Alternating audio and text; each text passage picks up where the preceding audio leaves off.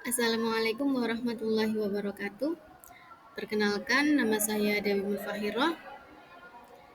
Di sini saya bersama kedua rekan kelompok saya, ada Andi Muhammad Rifki dan Anggraini Dwi Puspita. Di sini kami akan mempresentasikan hasil diskusi kelompok kami terkait pembelajaran sosial emosional di topik 2 pada lembar kerja 2.4 dan 2.5. Yang pertama, tentang tantangan bagi guru untuk menjadi contoh dalam hal sosial emosional. Tantangan tersebut yang pertama berupa kesadaran diri. Guru harus memiliki kesadaran diri yang tinggi tentang emosi dan perilakunya, sehingga sebelum menjadi guru seharusnya kita sudah selesai dengan diri kita. Kita sudah mengetahui identitas diri kita secara penuh, sehingga hal itu akan menyebabkan kita dapat mengontrol diri kita, baik itu emosi dan perilaku, agar dapat memberikan dampak yang baik terhadap pembelajaran yang akan kita berikan kepada peserta didik. Yang kedua, tekanan pekerjaan. Seperti yang sudah kita ketahui bahwasanya tuntutan administratif yang tinggi terhadap guru dapat memberikan dampak stres dan kelelahan bagi guru, sehingga akan mengurangi kinerjanya dalam hal menumbuhkan sosial emosional yang baik bagi peserta didik. Tantangan yang ketiga berupa konsistensi. Menjadi contoh yang baik membutuhkan konsistensi dalam perilaku dan tindakan. Sebagaimana yang sudah kita ketahui bahwasanya hal yang dibiasakan,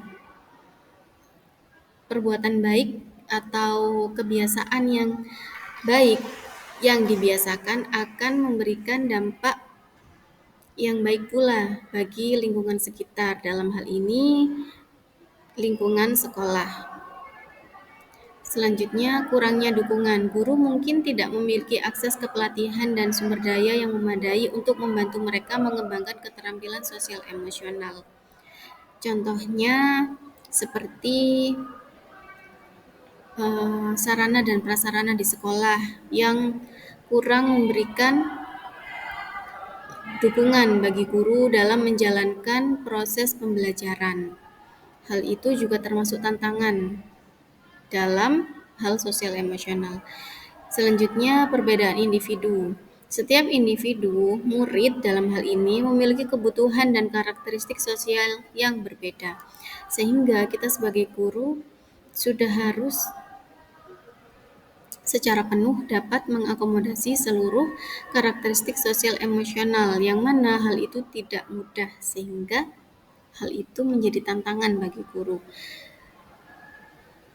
Selanjutnya, kasus yang berkaitan dengan sosial emosional berdasarkan proses belajar mengajar di kelas. Yang pertama, tentang kesadaran diri, fasilitas pendukung pembelajaran, konflik internal, dan etika sebagai siswa.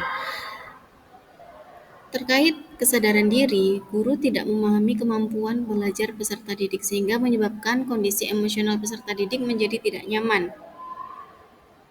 Yang kedua, tidak tersedianya fasilitas pembelajaran seperti media pembelajaran, lembar kegiatan peserta didik, dan sumber belajar membuat peserta didik menjadi kesulitan dalam menerima dan mengolah informasi berupa materi pembelajaran. Selanjutnya, konflik internal. Peserta didik yang memiliki konflik dengan teman sejawat dapat mempengaruhi kegiatan pembelajaran. Dalam hal ini tidak bisa dipungkiri bahwasanya adanya konflik internal antar murid dapat mengganggu kegiatan pembelajaran, sehingga mereka sedini mungkin perlu diberi bekal terkait cara mengelola sosial emosional mereka, sehingga mereka dapat mengatasi konflik internal tersebut. Yang terakhir, tentang etika siswa. Peserta didik yang tidak beretika seperti datang terlambat, tidak masuk tanpa keterangan, tidak mengerjakan tugas, dan lain sebagainya, hal itu dapat mengganggu kondisi emosional guru maupun peserta didik yang lain. Selanjutnya, sekolah dapat memainkan peran penting dalam mendukung pembelajaran sosial emosional seperti menciptakan lingkungan belajar yang mendukung, mengintegrasikan pembelajaran sosial emosional dalam kurikulum, memberikan dukungan kepada guru, melibatkan orang tua dan masyarakat, serta tantangan dalam mendukung PSE atau pembelajaran sosial emosional. Baik, terima kasih. Selanjutnya dapat dilanjutkan oleh rekan saya. Kepada yang bersangkutan dipersilahkan. Selanjutnya yaitu karakteristik peserta didik dapat mempengaruhi penerapan PSE. Nah, di sini ya karakteristik peserta didik dapat mempengaruhi penerapan PSE dalam beberapa hal sebagai berikut ini. Yang pertama yaitu pada kemampuan belajar peserta didik. Di sini peserta didik dengan kemampuan belajar yang berbeda mungkin memerlukan pendekatan dan strategi PSE yang berbeda pula. Lalu, guru perlu menyesuaikan materi dan kegiatan PSE dengan tingkat kemampuan dan kebutuhan belajar setiap peserta didik. Selanjutnya, pada latar belakang budaya, peserta didik dari latar belakang budaya yang berbeda memiliki nilai-nilai dan norma yang berbeda tentang emosi dan perilaku. Sehingga guru perlu memahami dan menghargai keragaman budaya dan menyesuaikan PSE agar sesuai dengan konteks budaya peserta didik. Kemudian yang ketiga, kemampuan emosional. Peserta didik dengan kemampuan emosional yang berbeda memiliki kebutuhan yang berbeda dalam PSE, sehingga guru perlu memberikan dukungan dan bantuan tambahan kepada peserta didik yang mengalami kesulitan dalam mengelola emosi mereka. Kemudian keempat, kebutuhan individu.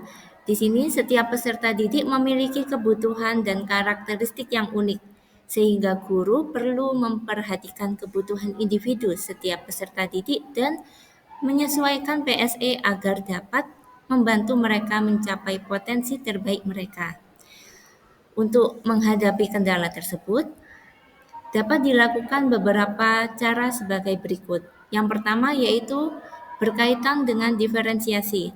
Di sini, guru perlu menggunakan strategi diferensiasi untuk menyesuaikan PSE dengan kebutuhan dan kemampuan belajar setiap peserta didik.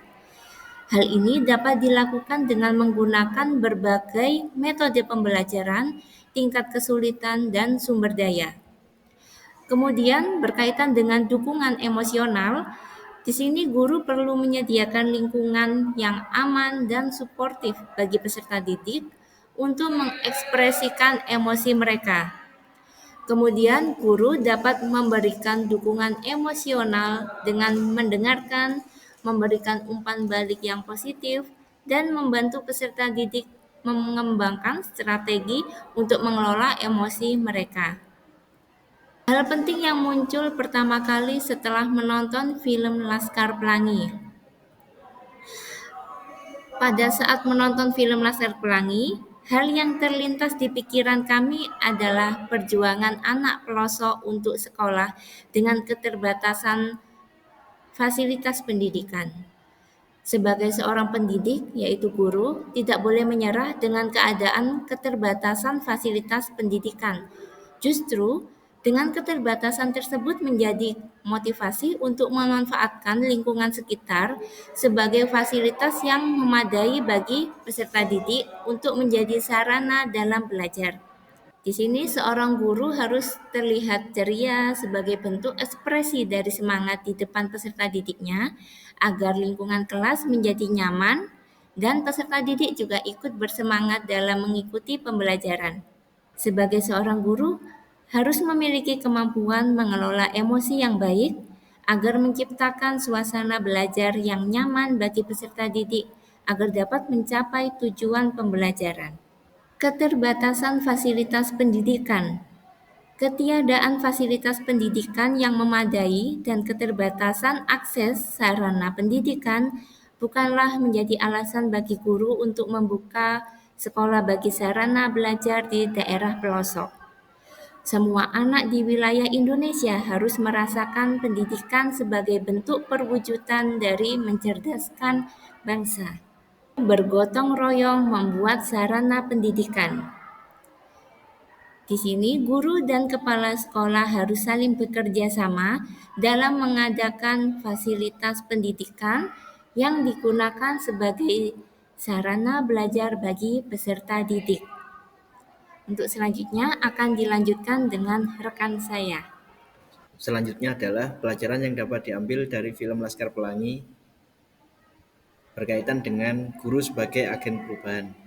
Kita dapat belajar mengenai peran penting dari seorang guru sebagai sumber inspirasi dan motivasi bagi peserta didiknya.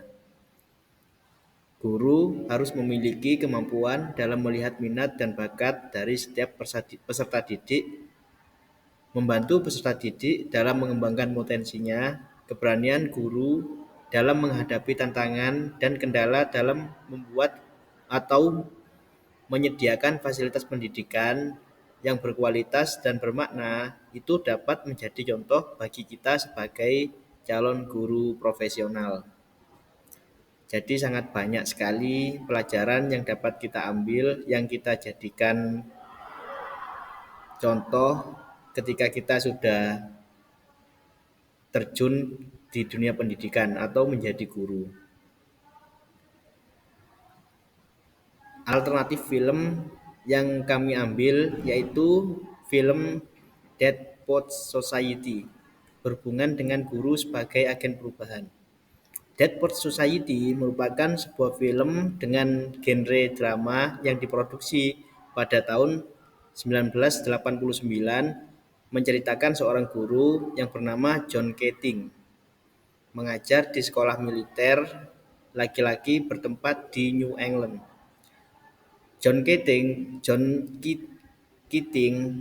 selaku guru itu mengajarkan kepada peserta didik yang berlatar belakang militer itu tentang berbagai apresiasi seni dan cara berpikir baru yang hal tersebut itu berbanding terbalik dengan cara berpikir di lingkungan mereka sendiri atau di lingkungan militer. Kemudian John Keating atau yang selaku menjadi guru itu menjadi sumber inspirasi bagi beberapa peserta didik dalam mengeksplorasi kebebasan, berani mengambil resiko dan berpikir kritis. Kemudian selanjutnya John Keating memberikan perubahan kepada peserta didiknya dengan menerapkan pembelajaran empati, compassion, mindfulness, and critical. Kemudian hubungan dari film Dead Poets Society dengan pembelajaran sosial emosional itu yang pertama menggunakan rasa kasih sayang. John Keating menggunakan rasa kasih sayang pada saat menyampaikan materi sehingga materi yang disampaikan itu dapat diterima dengan baik oleh peserta didiknya dan diaplikasikan secara emosional atau sukarela tanpa harus disuruh. Kemudian tidak memanfaatkan peserta didik untuk kepentingan. Kemudian memiliki rasa tanggung jawab. Guru yang baik itu adalah guru yang menghadapi segala tantangan dan kendala yang ada di dunia pendidikan itu dengan sikap yang tenang, kemudian penuh pertimbangan, serta dapat mengelola emosinya untuk tetap berpikir positif. Jadi ketika guru itu sudah berpikir positif, maka sangat mudah untuk mengelola emosinya dan tentu dapat berpikir dengan jernih sehingga rasa tanggung jawabnya itu akan muncul ketika pikiran sudah positif.